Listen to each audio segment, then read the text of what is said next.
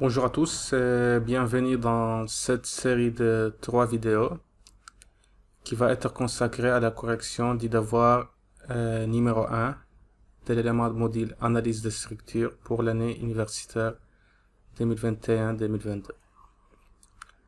Alors, je rappelle brièvement l'énoncé du devoir. Donc, le devoir, il comporte 3 exercices. Le premier exercice, de tester vos capacités à déterminer qualitativement les diagrammes de moment et de l'effort tranchant dans une structure sans faire de calcul. Ensuite, on vous demande de calculer le déplacement dans un treillis isostatique. Et le troisième exercice, il est consacré à calculer un déplacement dans une structure, donc une structure de poutre. Donc un portique de ce type. Donc je commence par le premier exercice. Alors dans celui-là, on vous donne deux structures uniformément chargées avec des modes d'appui différents et on vous demande de calculer les diagrammes des efforts internes ainsi que les déformés et sans faire de calcul. Donc pour commencer, je vais commencer avec la première structure. Donc on a donc deux poutres, donc un portique si vous voulez, doublement appuyé sur les deux côtés et uniformément chargé sur la poutre supérieure. Donc la première des choses dans ce type de structure en DD, donc c'est de faire une convention de signes. Ça veut dire je vais marquer la partie que je considère que c'est ma partie inférieure. Donc voilà, je vais considérer la partie basse comme la partie inférieure. Je vais la marquer avec une ligne en pointillé. Donc la première des choses que je dois faire, c'est déterminer la déformée, à partir de laquelle je vais déduire les diagrammes de moment. Et ensuite, je vais déduire les diagrammes de l'effort tranchant et l'effort normal. Donc, pour ce qui est de la déformée, donc première des choses, donc on a ici un appui double plus un encastrement. Donc on peut carrément supposer que notre structure elle ressemble à quelque chose comme ça, donc avec une charge répartie sur sa partie supérieure. Et quand on trace la déformée, donc on sait qu'au voisinage de l'appui simple, on n'a pas de moment, donc la rotation elle est libre, et qu'au voisinage dans l'encastrement, la rotation elle est empêchée. Donc on aura quelque chose à peu près comme ça. Donc on a un changement de courbure. Donc vous voyez, on a une courbure ici qui est positive, ensuite on a une courbure qui est négative. Et donc dans le nœud qui est encastré ici, on doit respecter l'orthogonalité. Donc ça veut dire après la déformation, les deux poutres, celle-là et celle-là, elles doivent rester orthogonales. Donc ce que je vais faire, donc je vais retracer ce que j'ai fait ici. Donc je vais supprimer ma convention. Voilà, donc j'ai une rotation ici. Oui, j'aurai une sorte d'encastrement. C'est pas parfait, donc il va tourner. Donc je vais pas faire exactement la même chose ici, je vais le tourner légèrement. Mais le principe reste le même. Donc on a un changement de courbure en ce point. Bon. Je vais refaire ça. Donc, changement de courbure ici. Donc, ensuite, on a ici un appui simple. Donc, je sais qu'avec l'appui simple, ça va tourner. Donc, la rotation, elle est libre.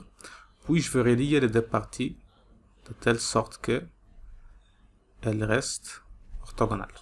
Donc, voilà ma déformée. Donc, déjà, la déformée, elle nous donne beaucoup d'informations. La première information, c'est les diagrammes de moment. Donc, ici, on a une courbure positive. Ici, on a négative. Et ici, on a négative. Donc, n'oubliez pas que je considère ma partie basse, c'est la partie inférieure de cette poutre. Donc déjà, je peux commencer par tracer mon diagramme de moment.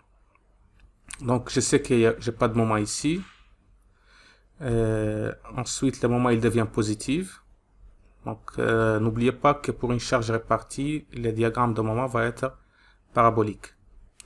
Et puis le moment il change de signe ici. ici, j'aurai quelque chose de positif. Ici, négatif.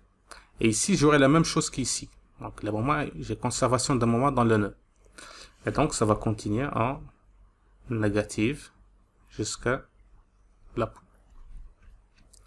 Ensuite, j'ai l'effort tranchant. Donc, l'effort tranchant, je peux voir déjà qu'il est ici, il est constant. Donc, n'oubliez pas que la dérivée de moment, c'est l'effort tranchant.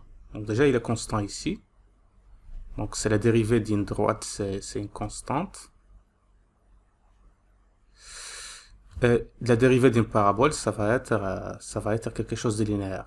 Donc, la valeur ici, ça va être la valeur de la réaction. VA, peut-être. Donc, j'aurai quelque chose comme ça. Et ensuite, ça va décroître linéairement. Donc, ça va changer de signe. Donc, ici, j'ai un moment qui est croissant. Ensuite, qui est croissant ici. Donc, sur cette partie. Puis, il devient décroissant. Donc, c'est là où l'effort tranchant, il va changer de signe exactement ici. Donc, positif et négatif. Maintenant, je vais regarder l'effort normal. Donc, l'effort normal, qu'est-ce que j'ai? Donc, déjà, j'ai cette charge répartie là, qui va aller sur ce poteau. Donc, j'ai un effort normal constant ici. Donc, en gros. Donc, une compression ici. Je peux la voir de ce côté. Donc, ce côté, j'ai uniquement une seule réaction ici. Donc, j'ai des réactions, mais une seule réaction qui est normale. Donc, c'est cette réaction qui va qui va induire un effort normal dans cette barre. Ensuite, j'aurai donc une deuxième réaction ici, qui va être beaucoup plus faible, qui vient de cet appui double. Et donc, j'aurai un autre effort normal ici, qui est plus petit. Donc, voilà ce qui est pour la première structure.